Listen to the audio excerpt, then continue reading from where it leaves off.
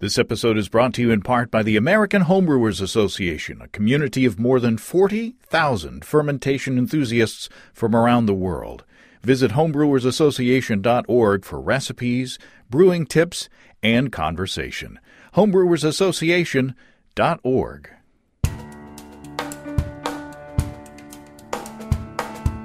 Welcome to Basic Brewing Radio for Thursday, April 16th, 2020. I'm James Spencer. Here at Basic Brewing Radio, we're all about home brewing. This week, Steve Wilkes of stevesbrewshop.com and I practice social distancing as we sample the 16th hop sampler. This time it's German Tettnanger, East Kent Golding, and German Hallertau Blanc. If you go to basicbrewing.com, you can find archives of our audio and video shows, and if you go to basicbrewingshop.com, you can find our DVDs, our brewers' logbooks, and other basic brewing gear. You can follow me on Twitter and Instagram at Basic Brewing and find our show page on Facebook as well. We have a cool Basic Brewing app on iTunes and Amazon.com, and we're found all over the place where fine podcasts are served up. And if you want to support us financially, check out patreon.com/basicbrewing, and many thanks to everybody who's helping out in that way. If you go to patreon.com/basicbrewing, you can see a long list of stuff that you can access if you sign up as a supporter. And again, thanks to everybody who's hanging with us during these more than challenging times. And I hope that you and yours are doing well and hanging in there. And I hope that we are over this hump sooner than later, when it's safe. This past Friday, I kegged my brown ale based on the recipe from Stephen in Rhode Island. I think it's darn tasty. I think even Chris Colby would say that it was good. I posted a picture of it on Instagram, and a couple commented that it looked too dark to be a brown ale. Well, it doesn't taste that dark. Thanks to the 4 ounces of black pins that I added, it's dark without being, a whole lot of roasty. It is really a very nice beer, so thanks to Stephen for the inspiration, and a video episode will eventually be coming down the line. Steve Wilkes and I are set to record a video episode this week on my Viking Pale Ale. And it's going to be an unconventional episode because we're going to try to record remotely. I have a plan on how to do it, so wish us luck. I think we can have some fun with it and make the best out of a less than ideal situation. Did I mention Viking? That's the new full-time yeast from our friends and sponsors at Imperial Organic Yeast. A44 Viking is a blend of 3 Kveik strains that can produce an insane amount of pineapple, guava, and other exotic tropical fruit aromas. The Viking blend thrives in hot fermentations when big, complex ester profiles are desired. Imperial says you can use this blend for anything from new school hazy IPAs to traditional Norwegian farmhouse brews.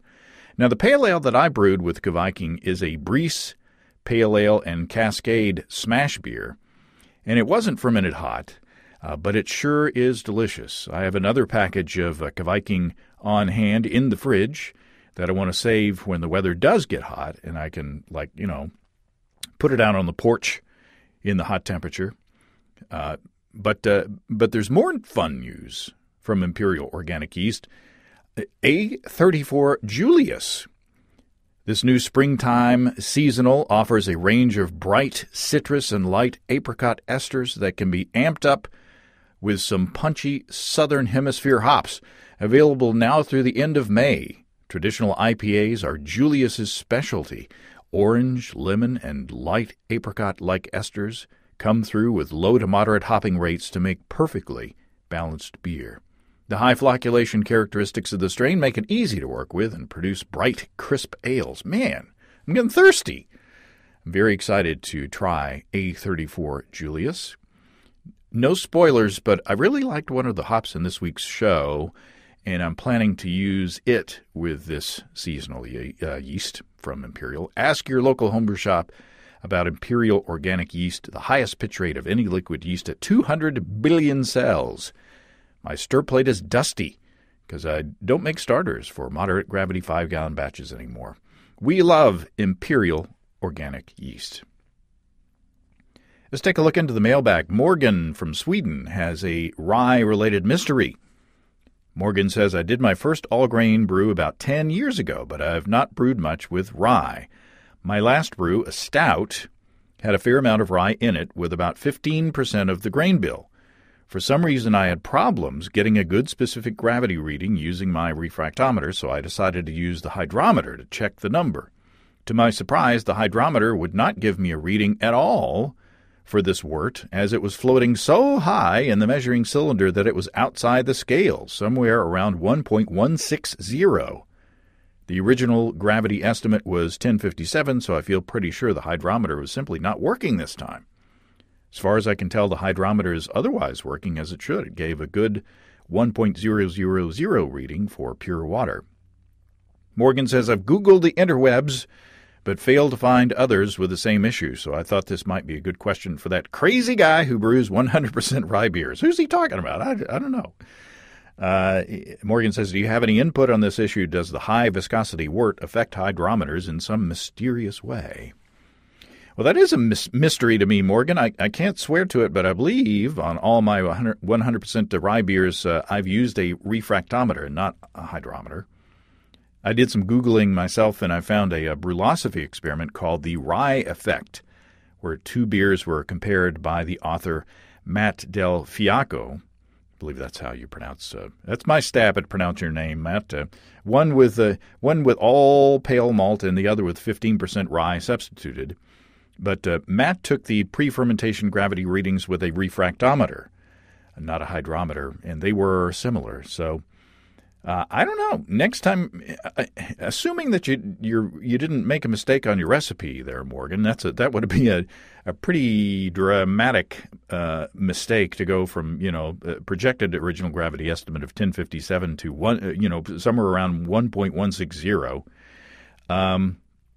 I don't know. Next time I brew a 100% rye beer, I'll have to compare a hydrometer reading to a refractometer reading and see if there's a difference. Listeners, do you have any experience with this or any theories? Drop me a line at james@basicbrewing.com to weigh in. Let's talk about our friends and sponsors, Desiree and Dave from High Gravity in Tulsa. A lot of folks are picking the home brewing hobby back up, apparently, after stepping away for a while, or they're increasing their volume of brewing because they're at home more these days. If you're in either one of those categories, check out the Build Your Own Beer page at highdgravitybrew.com. On one single very long page, you can see ingredients from a very well-stocked homebrew store. Desiree and Dave and the rest of the High Gravity family have a wide range of everything you'll need to brew your next recipe. It really is impressive to see all that stuff in one place. And as you add ingredients to your cart, the total is always visible at the bottom of the window, so you can, keep track of where you're going cost-wise. If you don't feel confident in formulating your own recipe, of course, check out the delicious recipe ingredient kits at highdgravitybrew.com that are already put together there for you. Many of the recipes are favorites from Pippin's Tap Room at High Gravity, so they're well tested. And of course, if you want to step up your brewing rig to a spiffy electric system, and you have the resources to do so nowadays, highdgravitybrew.com has the Warthog series of controllers and turnkey systems along with other manufacturers too. From 5 gallons all the way up to 2 barrels, highdgravitybrew.com can help you take the pain out of propane with an electric setup. And if you use the code EBC75BB, you can save $75 off your electric gear purchase. Check it all out now at family-owned and operated highdgravitybrew.com. It's hard to believe that it's already the 16th hop sampler. That means Steve and I have sampled 48 hops. Well, actually 47 because we did lemon drop twice, but who's counting? Well, I guess me. This is a first. It's the first time that Steve and I weren't able to do the sampler face-to-face because we were being, nice and responsible and practicing social distancing. Steve Wilkes, welcome back to Basic Brewing Radio. Thanks, James. This is we are hoppy at a distance. Instead of spooky at a distance, we're hoppy at a distance. We're socially distancing. Yeah. Yes, we are. I'm at the store, stevesbrewshop.com. And I'm in studio whatever you call this studio, the original studio. So you've just shut the door or locked it for good, I guess, for the day. And how's business nowadays at stevesbrewshop.com? It's blowing up. There's it's actually been pretty interesting. The homebrewing is blowing up all over the world, I think, and I'm getting my fair share of that business, which I'm thankful for. It's been really interesting when the virus first hit our shores and people first got spooked. Business went in the toilet. I mean, in the toilet. There wasn't any business to be had for about 2 weeks, maybe 2.5. And I thought, oh Lord, what am I going to do? I'm going to be finished up here in about a month if we go under. And then all of a sudden, it just blew open, and I was so busy I haven't been able to breathe for about a month. It seems like, and so it's starting to taper off. It's starting to kind of come back to earth a little bit. I think I don't want to say people are panic brewing. I won't go quite that far, but definitely people are stocking up. So where someone might buy, enough ingredients to brew a beer or two, they're buying enough to brew 3 or 4 or 5 beers. That's what I'm seeing. And then personally, I'm seeing business from online business from around the country from folks who I haven't who are new customers to me, and I welcome them, and I'm glad that I could help them. And I think that some of that's just because their local source, their local store, just either maybe they had to shut down or whatever it is. I don't really know anyone's particular circumstance, but I know that some stores have had to close because their city or their state has instructed them to do so, or perhaps something in their personal lives, unfortunately, might have forced them to close, which could happen to any of us. But we've been fortunate, and I've been able to keep my store open and so far keep up with demand and keep everybody brewing who wants to. And I'm glad that I could do that. And we just have to kind of play it a day at a time. And so far, everybody's been really helpful and understanding, working with me, to find the ingredients that will work for everybody. It's getting harder and harder to get the exact ingredients sometimes. And so it's a really interesting time to be in any business. But I'm glad that we can help everybody and do it in a safe way. So what precautions have you been taking there at the shop? Well, it's been kind of progressive, just like everybody else has done, I think. We started off with just kind of a little 6 foot apart social distancing, and then we went to being really careful about sanitizing everything. And yay, homebrewers, we know how to sanitize, so that's not really an issue. But just in the last few days, I've really gone to curbside service only. So I'm the only person that comes in the store. Even my family doesn't come in the store anymore. I'm the only one that comes in, and I keep the place sanitary in terms of, everything still gets treated with Lysol and Clorox wipes, and we mop the floors. I mop the floors. I'm kind of one-man band. So everything gets sanitized regularly and thoroughly. And then, when I package things up, they get a little squirt of Lysol as they go out the door. So we do that. And then so that's for my online customers. But then for my local customers, it's curbside service. And so I'm just encouraging everyone to order online or to call, and I get the order ready for them. And basically we just have an exchange at the door, at the threshold of the door. If we've both got on masks, and then, it's a little bit more intimate. If not, then I kind of set stuff down and get out of the way and let them pick it up, and we find a way to exchange money, either by just passing the card back and forth, or maybe getting them to pay online. Just trying to minimize contact as much as possible. Mm-hmm. And that's just a safety precaution for everybody. You just have to kind of assume that everybody has cooties, including you, including me. Yeah. And if you go look at it like that, then it's not.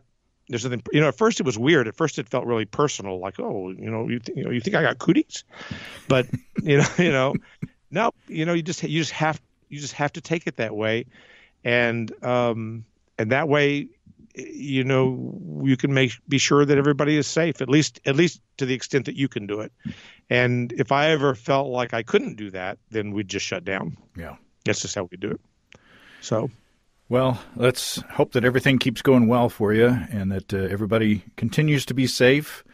And, literally nowadays you cannot be too careful. It's just a fact of life. And hopefully we'll get back to it sooner than later, but we just have to kind of deal with it. Yep. It's just the new reality, and hopefully it'll go away soon, but it's going to take a lot of effort and a lot of patience, mm-hmm. and a lot of good cheer. And at first it was one of those things where nobody knew if it was real or not for a few days. And then everybody kind of knew it was real, but nobody knew what to do about it. And now I think we've kind of gotten into a groove. I noticed that at least in the store and just in my personal life, just in general, there's just kind of a routine that you get into, and it doesn't feel odd anymore. It seems like you kind of realize how to get through your life and just take these little extra steps that frankly can save your life, because you just don't know. Or save the life of somebody else. So, well, exactly. Yeah. That's right. Okay, well, on to, as I say every week now, I say on to happier things. Yeah, no kidding. But, we got to talk about this stuff because it's happening. So, all right, let's have some fun, shall we, Steve? Let's do. This is our 16th hop sampler. Sweet 16. Just don't sing that Ringo Starr song because it's not it's been canceled. I've got Molly Ringwald out here though. She's going to be on. 16 candles. It's her birthday. That's right. And that's not a brew bag that she's got in her hand. No, never mind. Okay. We chose 3 hops, and at least 2 of them were hops that it was like, we haven't done these already, but we looked at the list and we haven't done these. Tettnanger, East Kent Golding, and Hallertau Blanc. So so 2 out of the 3 have been around for a long time, but maybe Hallertau Blanc is a newer one. We'll see when we read the descriptors. But me anyway. But when you pick these hops, or when we picked these hops, what did you expect out of this trio? I expect them to be floral and relatively soft, not so much in your face. In other words, I kind of expect them to be, they're old world hops, and so I expect them to be, just really soft and easy and herbal, I guess. That's what I expected. Mm-hmm. And we've been tasting. We poured these out ahead of time. We've been tasting them, but I have to go through the thing that I could probably pre-record by now. But this is the hop sampler where I brew 3 small batches of beer with extract, and then we use a single hop in each of the beverages. I start with 3 quarts of water, or around 3 liters, and I add 450 grams or 1 pound of Pilsen Light dry extract into that 3 quarts. I bring it up to just up to boiling, and then I add the hops, and then I take it off the fire and let the hops stand in that hot wort for 10 minutes. And then I chill it down in an ice bath. It takes about 12 minutes to do that. And then I add 3 grams of US-05 into the fermenter with the wort, of course. And then I bottle with one of those carbonation drops in each of the bottles. I get a 6-pack out of each of these batches. And then when it comes time to sample, this time I had Susan help out. So what we've got here is we got 2 hopefully identical sets of bottles with masking tape over the or not masking tape, but duct tape over the bottle caps, and they're labeled 1, 2, and 3. So hopefully, if she did everything right, and I think she did, we should each have the same beers labeled 1, 2, 3 in front of us. Now we're just doing audio here. We're not doing video, so either one of us could cheat at any time. That's true. You found me out. But I think at the end of it, you'll probably see that because we won't get them right, so you know that we didn't cheat. So I made a discovery with this batch. I've been having trouble with head retention on these small batches, and it's just been driving me crazy. And so finally, I thought, I've been sanitizing these bottles for the small batches in the dishwasher, as I usually have done. Ever since years and years, I've been sanitizing bottles with heat, the heated drying cycle, in the dishwasher using no soap, but just run it through, regular wash cycle and then a heated drying cycle. And those bottles, can get up to like 170 degrees Fahrenheit. And so using heat, I sanitize the bottles. Well, this batch, instead of using the dishwasher, I used Star San to sanitize the bottles. And the head retention is back. These look completely normal.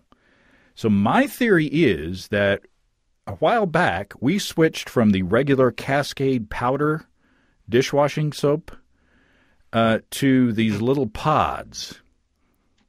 And, and I think, I don't know for sure, but I suspect that there's some kind of residue or something in those little pods.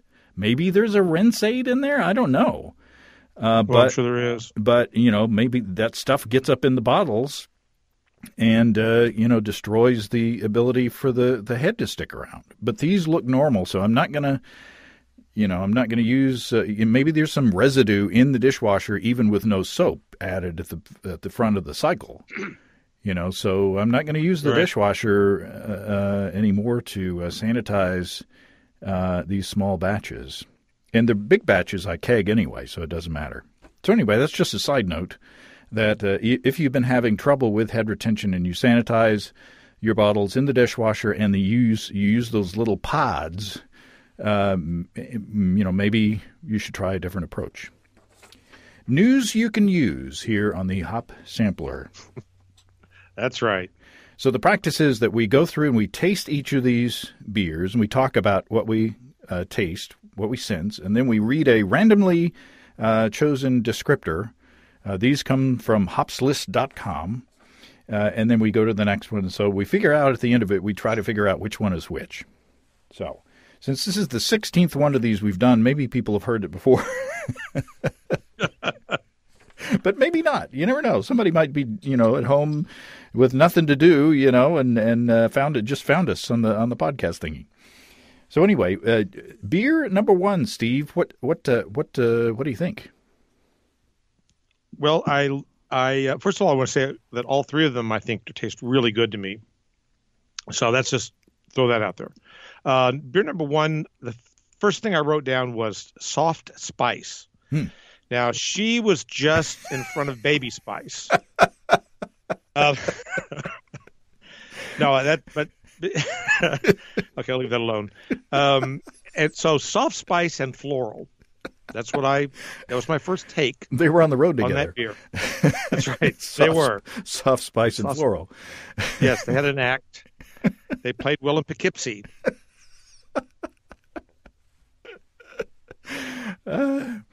It's very drinkable. Oh, yeah. All three of these beers are really, really pretty dang crushable, if you ask me. And we have to be careful because we usually drink half of this much, because we split these. So I'm at home. I could drink all I want, but, you got to be careful. But you've got some more work to do. You got some orders to pack. So yes, I do. And they'll be interesting when they get them. Oh, just ignore that empty plastic cup in your box. That's right. So that's where that went. That's where that went. Okay. So number 1, just Soft Spice, Floral. it's a nice Pils. It's a little hoppier than a regular Pilsner, but that's not a bad thing. In my I would opinion. give you that. Yeah, I give you that. I'm thinking of a slightly peachy. That's what came to my mind when I was tasting these before. I said, I want to choose an adjective that characterizes each one of these, and I think slightly. I get the spice, yeah, but I think it's slightly peachy. And these 10-minute hop stands, they really encourage the fruit flavors to come out, and just about every hop that we have tried.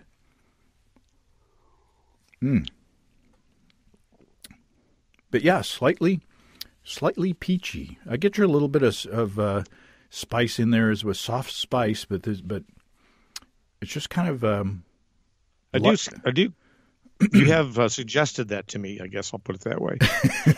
I see what you mean. The flavor that got to me first was at the back end, at the very end of the taste. That's where I pick up that kind of peppery note and that little bit of spice note. And but you're right, it's very luscious actually. Mm-hmm. It's very good. Yeah. So do you want to? Are you in a position where you can read the first descriptor? Well, if my eyes will work. I mean, I'm upright. So far. So far. Let's see what we can do here. Bear with me. Tettnanger. Boy, this is like a 4-point type. Selected from an old German landrace, Tettnanger is grown the world over. Swiss, U.S., and Australian varieties can be found on the market today. See, this is where the punctuation's getting me. On the market today, though some foreign versions labeled Tettnanger, this with quotes around it, are actually hybridized mixes with Fuggle, and not considered a true Tettnanger hop. Tettnanger is grown around its native village of Tettnanger in southwest Germany and in small quantities near Lake Constance in Switzerland.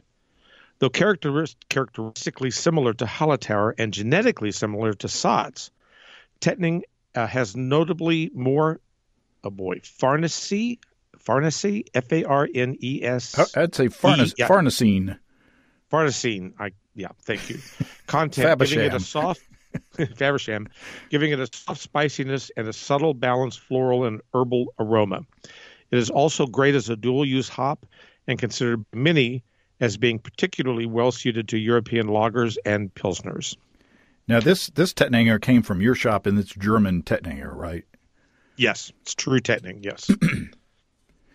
So that's not saying that this first beer was that. We're just saying that is the randomly selected. Although if my record is any indication, I'll just pair that one with. I'll just say each one is the one that was just described. Yeah, yes, it goes down the line. Okay. Beer number one, tasty. I can't let it be. Okay, beer number two. Okay.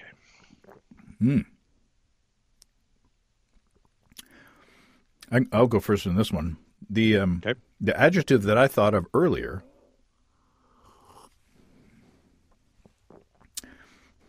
the bitterness is a little more pronounced, but the adjective I came up with earlier was fruit stripe gum.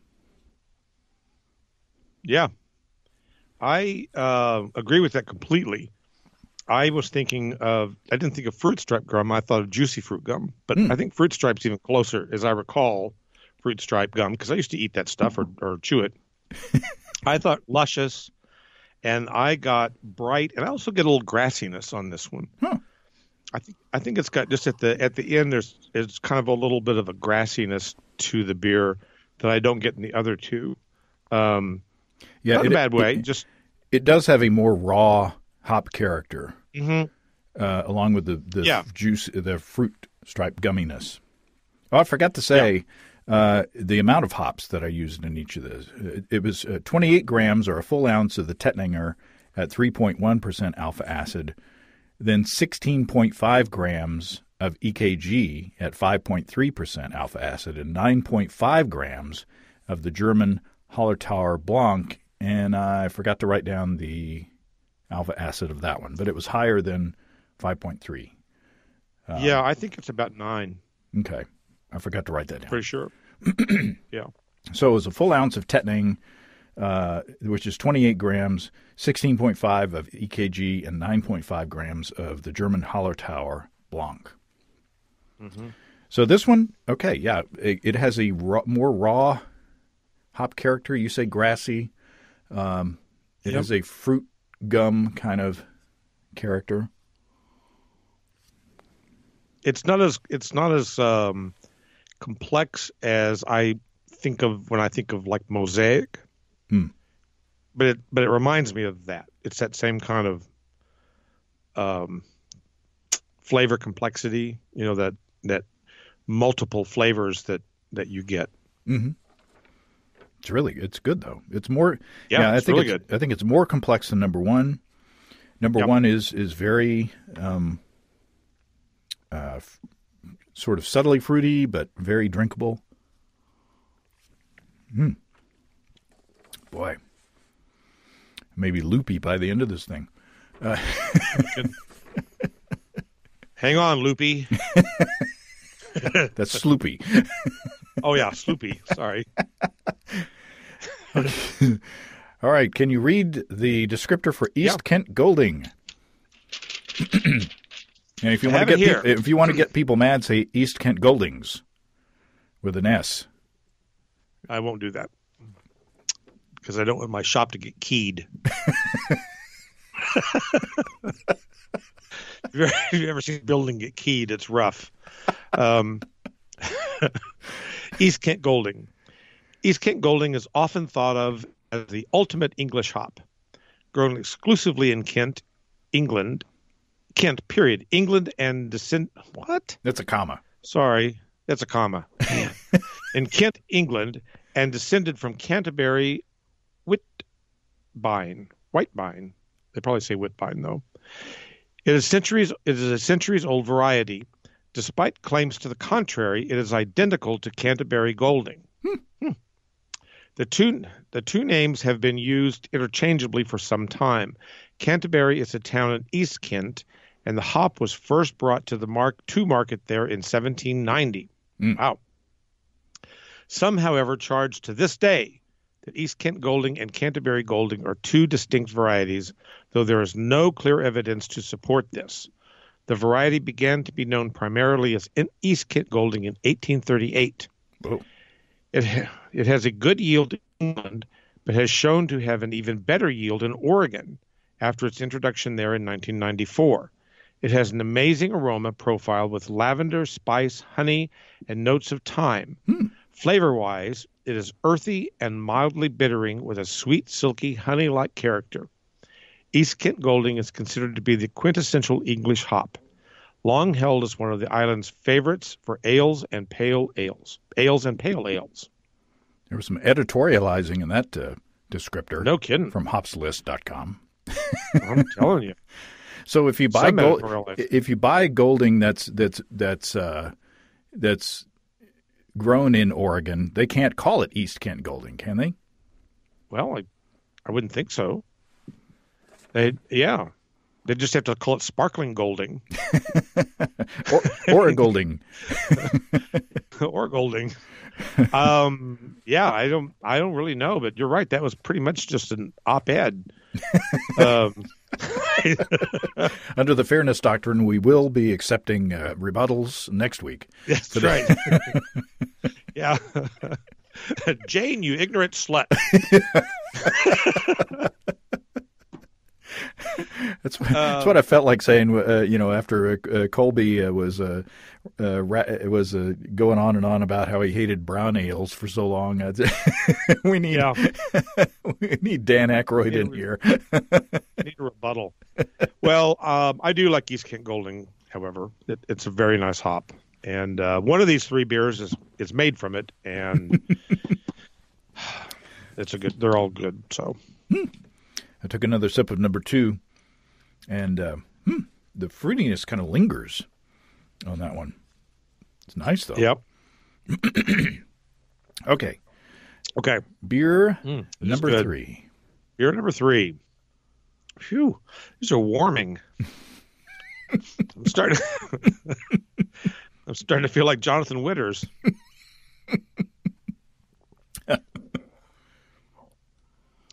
Well, that's good. Okay. Now, the third one, the hop character is even more. The bitterness, to me, this is the most bitter of the 3. Do you think? Okay. Or maybe not. I don't know. See, we're not here to pass notes to each other. We're not in person. We can't do hand read signals. Body language. Yeah, exactly. There's no body language. There's no like bitter beer face or anything like that. Let me get back to you on that bittering thing.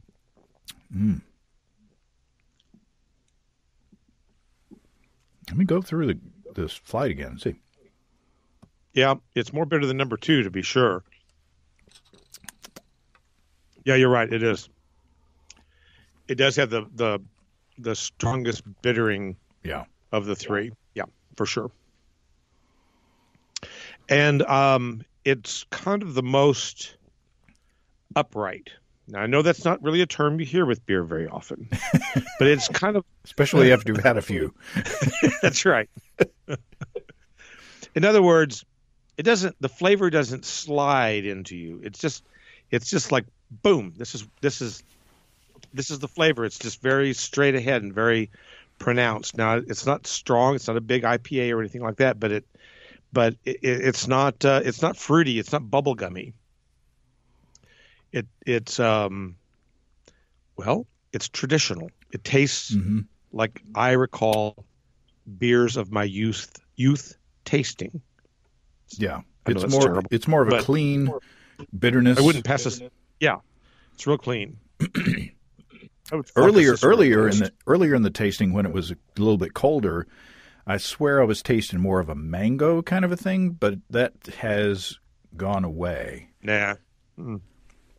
This is just straight ahead beer. I really like it. Yeah, it's really good. Yeah, I like it a lot. Yeah, compared to the other 2 beers compared to that,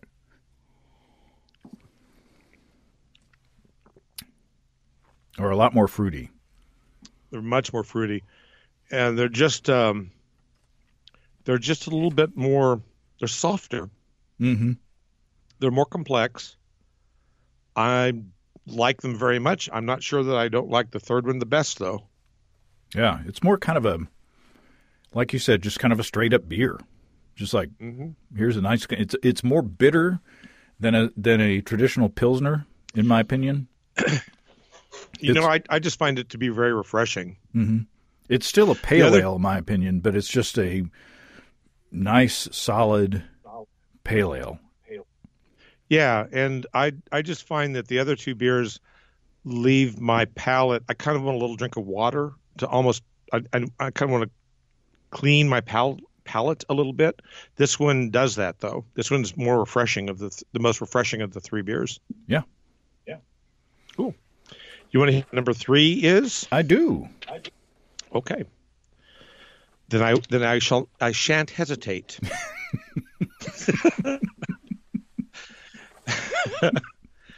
Hallertau Blanc.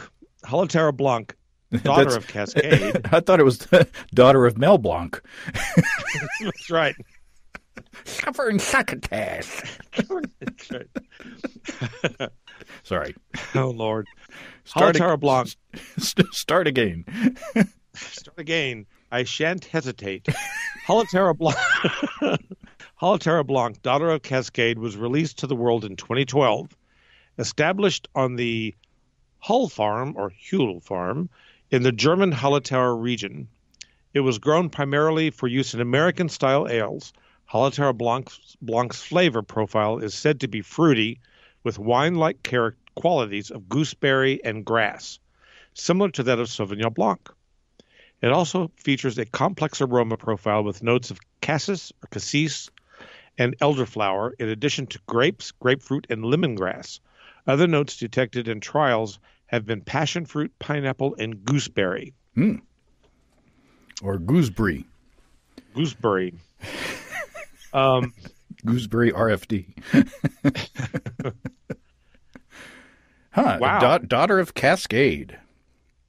Yeah. Who's a daddy? He laughed. Who's your daddy, Hallertau Blanc? he done got up and left. he done got the Cadillac and just left. Moved on to Memphis. Now he's singing in a country bar. He let the house go back. Now Let the house go back. Okay. Oh my! Now there's our beers, or there's our descriptors.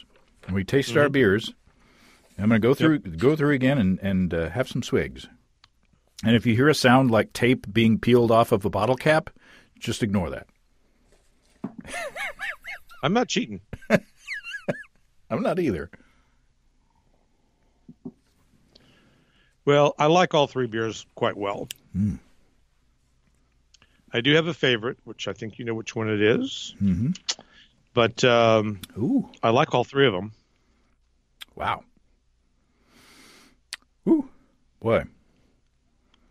Number one is now, it's almost at room temperature. It's super fruity. Yeah. The fruitiness has really come out on this one.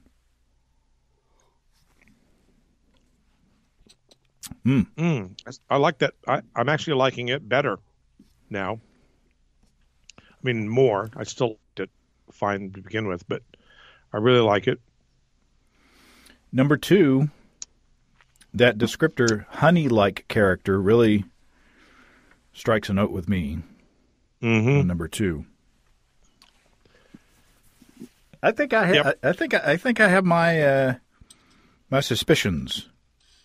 Well, I've got my suspicions. Well, what do you think on number one? I think number one's EKG. Oh. I think number one was Tettnanger. No, I think number one is Hallertau Blanc. Oh my gosh! Yeah, because it's like grapes and grapefruit and all those fruity and the gooseberry and all that. I think number one is Hallertau Blanc. I think number two is EKG, and I think number one is Tettnanger. Wow. What do you think? What do you think on 2 and 3? Or what do you think? Well, I got number one is EKG, number two is Hallertau Blanc, and number three as Tettnanger. That's so we don't agree at all, do we? Well, Tettnanger, we both think number 3 is Tettnanger. Oh, we both think number 3 is Tettnanger? Okay. So should we open that first? Okay, let's peel off the thingy. Yeah, I've lost my bottle cap, so you have to be Oh, I threw my bottle caps away. Well, they still have the tape on them, don't they? Yeah. Well, here they are. Okay, I unpeeled mine. Okay, number one. Or do 3 first, since we agree on that. It's Tettnanger. See if yours agrees with what mine says. Okay. Number 3, mine says EKG. Yeah, mine does too. Darn it. Go. Darn it. Well, it shows you what I know. But I like the EKG the best, so I learned something, right? Yeah. That's how you have to look at it. Yeah. Okay. And I was afraid that since it was the most bitter, I was afraid kind of that it would be Tettnanger, and that it had gotten the full ounce of hops, and so I thought, well, but that was only one part of my consideration. So what's number one? Okay. Let's do number one. I've got number one in my hand, and I've got number one's Hallertau Blanc. Yep, that's what I got. Yep. I didn't get any of them right. Well, I got one. Wow. Yeah, Hallertau Blanc to me was just the most fruity. Okay. And then, let's see, make sure number 2. Yeah, number 2 is Tettnanger. Huh. Wow. Okay.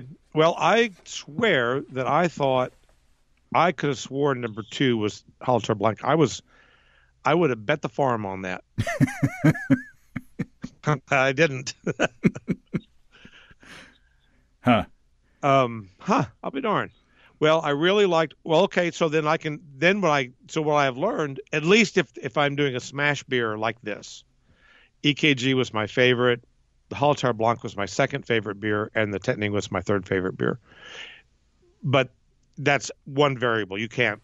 You wouldn't brew a beer like I wouldn't avoid Tettnanger, of course. Right. But just for this very limited moment, that's the order. That's my rank. That's how I would.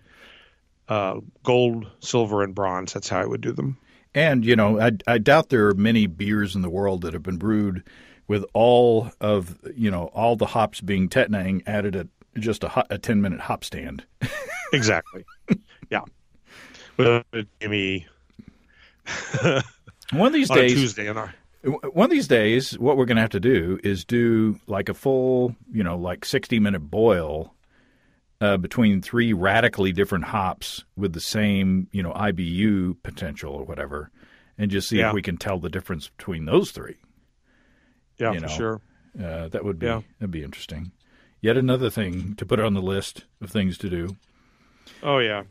Well, I'm not sure which one my favorite is. I like the super fruitiness of the Hallertau Blanc. It's really fun. And would be really good in a New England IPA, just like a hazy New England IPA. It just jumps out there, and it's just really fun and fruity, and it would be delicious out on the patio, on a sunny day in the summer. Well, to tell you the truth, I only started carrying these because a customer recommended them. I wasn't familiar with the hop, and I've always carried Hallertau Mitfru, the original Hallertau.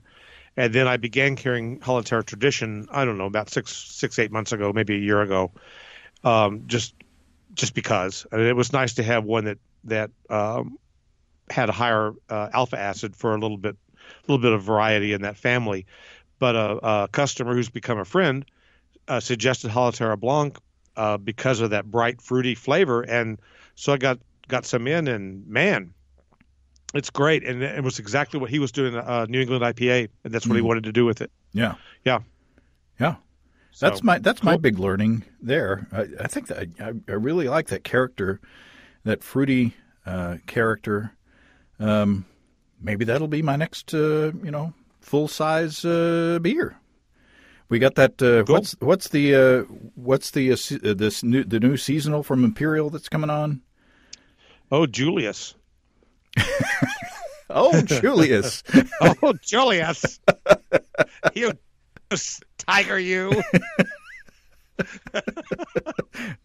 That's our Charles Nelson Riley impressions. Yeah, that's right. I've been watching too much Match Game lately. Yeah. But is Julius? Would it be a good juicy hop? Yeah, I think so. It'd be very, very good. It's an IPA, a summery citrus, really play up the big citrus notes in hops. And at least that's what the literature says. And I've got a bunch of it on the way, so we'll get to play with it. Maybe like a late hop cream ale. Oh, yeah. That'd be okay, that's my next. I'll make my shopping list, and I'll just look for my order to ping on your website, and tell me when it's safe to come by, and then I'll put my mask on, and we can meet at the door. Yep, that's right. Let's hope my cousin. Well, I'm gonna go in there. A little bit to drink. Take a break before you drive home. That's right. Maybe fill some orders, or not. Is that what the kids are calling it nowadays? That's right. Well, I'll tell you, this has been one of the most illustrative versions of this show we've done, episodes we've done. I've really learned a lot tonight. The EKG is my favorite, and I really, really like that beer, and it makes me now want to go back and explore some traditional British beers. Yeah. Because I like those anyway, and I like to brew those, and I like to drink them, and that makes sense with the one that I picked as my favorite beer. Excellent. Yeah. Well, all right, Steve. Hang in there.